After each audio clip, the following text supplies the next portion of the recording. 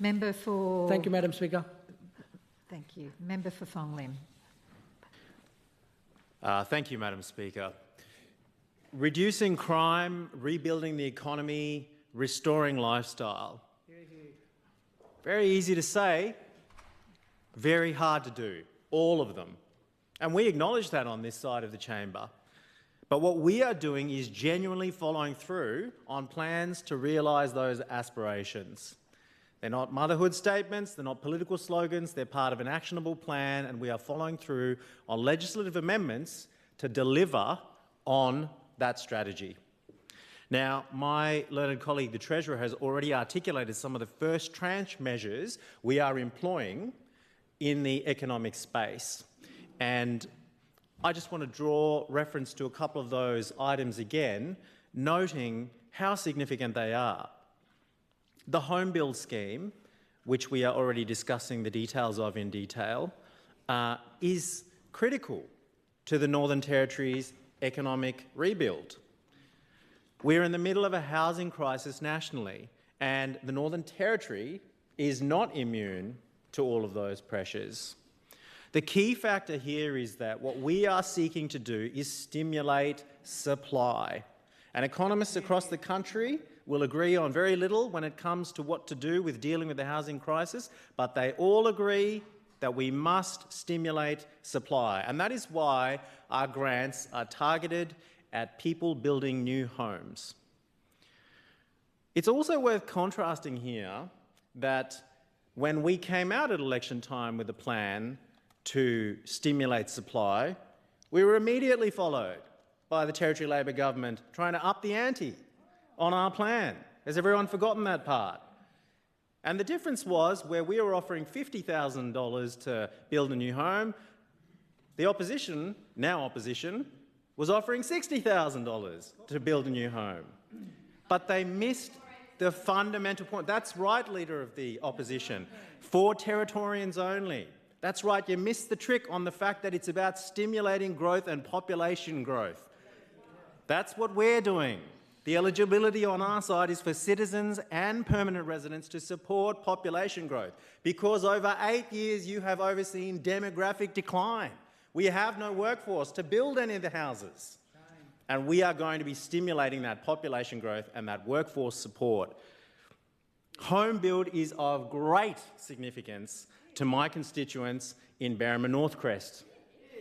Berrimah Northcrest is a place filled with potential. It reminds me of the place I grew up in Karama. Young, aspirational families trying to get a leg up, multi-generational families trying to create a space and a community from which to advance. And they've been held back. They've been held back by Territory Labor's failure to support that development, so it doesn't have the number of houses that it needs out there to flourish. Instead, it's stagnated. There is no Australian Mail service out there. There is no full council service out there, no supermarket provision out there, no progress on the mere possibility of creating new schools out there. And why is that? Is that because of a failure on the part of the residents? It's a failure on the part of the former government. Their economic policy has been negligent and failed to support stimulating housing supply. And that is what we're doing here. We are stimulating housing supply, we are stimulating population growth, and we are supporting both in tandem, because we know that remote housing is extremely important, but so is urban housing stock, which has dwindled. It has dwindled under 8 years of economic mismanagement. The Treasurer will also speak today to our payroll tax initiatives, the details of which will be elaborated upon later. I don't need to speak to the granular detail, but again, it's very important for everyone to understand why we are taking the calculated risk to spend own source revenue on cutting payroll tax and making ourselves a competitive place to run a business. It's because we are trying to stop businesses from foreclosing, from giving up, from shutting down, from leaving, as they have been for years now, because the economic conditions have been parlous, and that is because of Labor's negligence over years of mismanagement. We are incentivising businesses to stick with us. Hang in there. Reinvest. We are asking you, please reinvest in your businesses, in your staff, in your people, in your capital, in your plant, and we will stick with you to rebuild the economy along the way. Phong Lim is the industrial hub and engine of Darwin.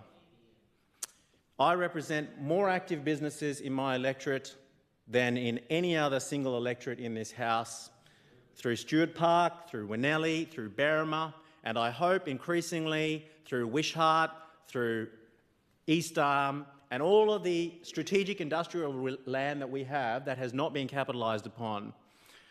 I'm urging those businesses in Phong Lim, who I will be spending more and more time with, to stick with us and reinvest in your businesses. Have confidence that this CLP government will back you to restore integrity of the economy and ensure your business is one that can flourish in a place that has a functioning, viable economy managed by people who are paying attention to the actual details and not just coasting on ventures of vanity and nonsense major projects that are reminiscent of an episode of Utopia. Look, tangible achievements have been documented by my government colleagues, and those include our delivery on legislative amendments, and I'm grateful for the contribution from everyone in this House, most recently from the preceding contribution by my colleague, the member for Casuarina. I do just want to draw a reference, though, to what my colleague, the member for Karama, pointed out, because it is such a critical thing that got overlooked in the last parliament. The ComSec State of the State reports, which we reached the point with the former government of being so filled with hubris that they would dismiss it over and over again. Doesn't apply to us. Doesn't matter that we're last on 7 out of 8 metrics consistently over the history of time. Now, are we going to suddenly come out of that and become first in every metric overnight? Of course we're not. We know that, and we are facing economic reality where you are in denial over and over and over again on every single economic metric. We were seen to be the most underperforming basket case jurisdiction, and it's not because we lack natural resources, it's not because we lack gumption, it's not because we lack the right people, it's because of policy failure in the economic space. And the government, the former government, must take some responsibility for that. Part of what we are achieving today in this government is facing economic reality. That's actually a tangible deliverable. That one there you probably have to read between the lines in our plan to figure out, but that's what we're doing. We're facing reality as opposed to pretending there's nothing wrong. There's nothing wrong, nothing to see here. Nothing to see here, it's fine. Supporting mining, gas, agriculture, tourism and defence will also require attendant workforce support, and we know that. We know that. And population growth, and places and houses to house that population. An engagement with Southeast Asia to leverage our geographic proximity and cultivate better relationships to generate commercially viable investment options. And that is why we have delivered in a short time our promise to deliver new ministries for trade, business and Asian relations and international education, population and migration. Why did we do that? Because they are signals to the market, and they are signals to Territorians. Do you know what they signal? Aside from the granular detail, they signal courage. They signal that it is time for courage. They signal that we are committed to being courageous. And in that spirit, I thank the Chief Minister for having the courage to embark on a package of bold reform. I thank her for her ministerial statement today.